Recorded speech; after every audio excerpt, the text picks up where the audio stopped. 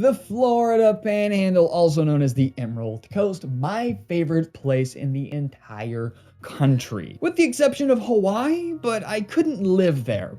But let's talk about the pros and cons of actually living on the Emerald Coast, not just visiting it, calling it your home like we do. While the Emerald Coast does boast a diverse culture, beautiful white sugary sand, and the gorgeous, famous, world-famous emerald green waters, I mean, it's a wonderful, wonderful place. But you might be thinking, hey, if it's so good, why doesn't everybody move down there? Well, there are some cons. There is no such thing as a perfect place. So I do want to focus on the cons more so than the pros, just because we all know the pros. We all know why you're watching this video. I mean, it's awesome. You've been there. You love it. You want to make it your home. So I do want to emphasize the cons and address any issues that may come up. With that being said, let's talk about the pros and cons of living in the Florida Panhandle.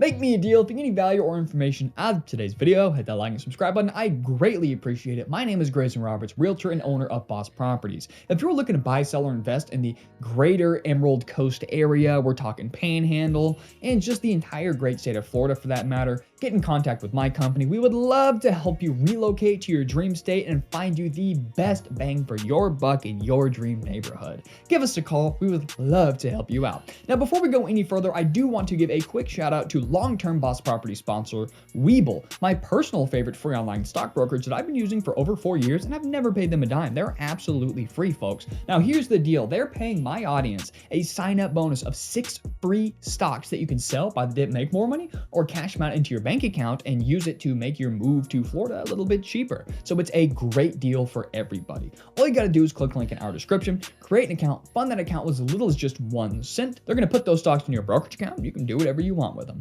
With that out of the way, enough of me jabberboxing, let's get into the pros. Like I said, I'm just going to briefly brush over these and mainly focus on the cons. Number 1, the beautiful beaches. I mean, dadgummit, we're not kidding ourselves. We know it's beautiful. We know the sand feels so good in between our toes. You walk on it, it's nice and hot. It looks like just powdered sugar. Then you sink your feet a couple inches in there and it's a nice cold pocket, and you jump in and float in the warm, shallow Gulf, calm waters. Oh yeah. So yeah, it's got beautiful beaches. That goes without saying. Now, number 2, the second pro, it could be a con.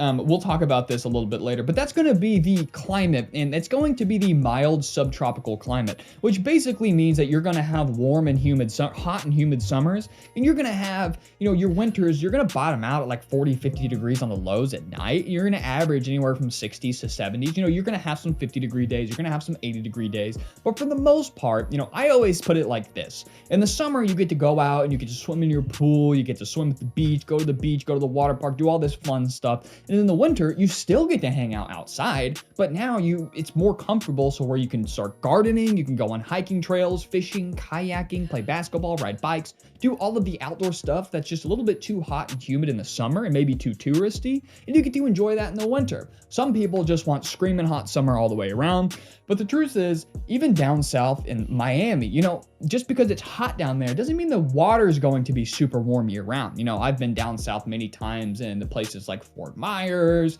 and, Siesta Key and all those beaches in the dead of winter, and, it's hot. It's 80s. I'm getting sunburned. I'm sweating and I get in the water and it's freezing cold. Anyway, so it's, in my opinion, a pro. But it could be a con if you do want screaming hot all year round. Number 4 is there are some really affordable places to live on the Panhandle. If you want to be 45 minutes from the beach, places like Pace and Milton can be a great option. A little bit closer to 30A, you want to be by Seaside, but you can't shell out, the $700 to $1.5 million median home price or whatever. You can go to Freeport, which is a town that's still pretty expensive, but is a good, high quality and cheaper option. Or you can go to extreme budgets and go to places like Pensacola, and you can live on the west side, which is, in my opinion, not the best part of town, but you get super cheap home prices, with the median home price in the entire city of Pensacola, which is very nice, at only $300,000. So realistically, you can get on the Emerald Coast, and you could pay $600 for a studio apartment in Pensacola and have the same basically beach, it's all Emerald Coast, as, people paying $10 million for their seaside beach mansion, right? So that you have a lot of affordable options. And of course, there is a ton of stuff to do, lots of outdoor activities. Do you like boating, fishing, hiking, kayaking, golfing, all that good stuff? It has all sorts of things to do there, but we all know this. Let's get into the cons, the main focus of today's video.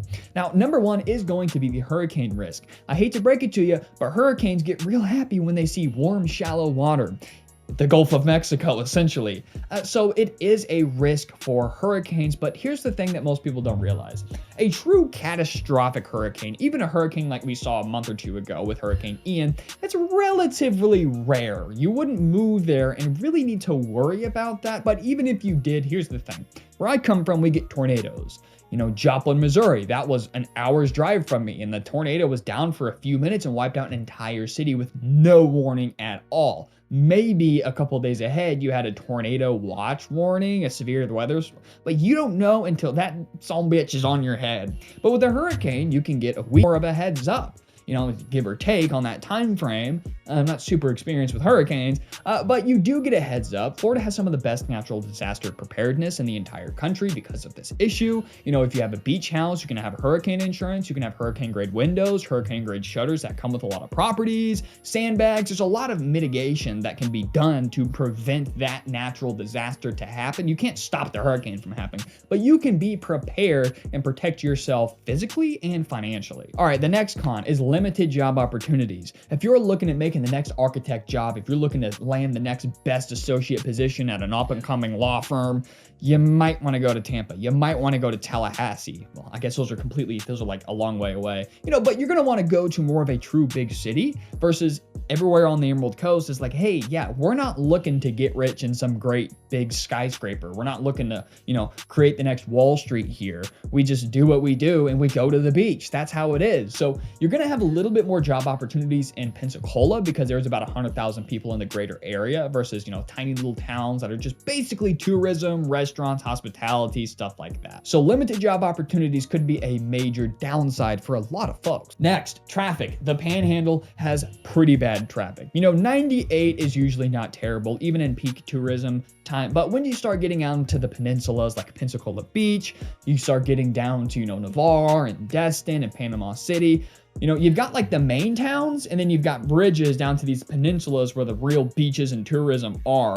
So that's where most people stay and where we would go to the beaches, but most people live up more inland. And, like for example, in Pensacola, you can live in Northeast Pensacola, have a totally, almost no tourists. You have a really high quality, very, very nice town, but then you drive 25 minutes south, depending on the time of day and the season and the traffic and all that stuff. But you drive 25 minutes south towards the ocean and you're at Pensacola Beach and you have access to what people spend, tens of thousands of dollars every single year, spend weeks at a time down. You have that as a 20-minute, 25, 30-minute drive from you. So you are going to have to put up with the traffic because, well, anywhere that's worth visiting is going to have visitors. Now, I am going to also do the climate as a con here. I know it's a pro, but it's also a con, and this is subjective to whatever you think. So in my opinion, I think it's a pro because what I stated earlier. But if you really just want to retire in a place that's 85 degrees that you can fairly comfortably get in the ocean all year round, then you're going to want to go more down south. You may even want to go down as far as the Keys or Miami. You can go all the way down to Naples. You can go to, there's a ton of beach cities down there, of course, but, in the Panhandle, like for example, I just went to the beach the other day and it was a 72, 73-degree day and the water was freezing cold. We didn't really get in. Just how it is. It depends on if you want a still warm weather but a break from the screaming heat, then it's a perfect place for you. But if you are looking for screaming heat and year-round, jumping in your pool every single day, 365 days a year, you're gonna want to go more south. But hey, a heated pool and a hot tub and going on a bike ride, hey, that's great too. Anyway, guys, this has been my pros and cons of living on the Panhandle, the Emerald Coast. I will be making a pros and and cons Florida video. I know it's pretty general, but I mean, we're covering like a, 3-hour span here. So I can't get super specific, but I am going to be doing the pros and cons of every single beach town. You can bet your sweet cheeks I'm going to do that. So hit that like and subscribe button. I greatly appreciate it if you stuck around this far. Definitely give my company a call if you're looking to relocate on the Emerald Coast. We love helping people find their dream house on a budget. That's what we love to do. Anyway, guys, get the free money with Webull, and I will see you in the next Boss Properties video.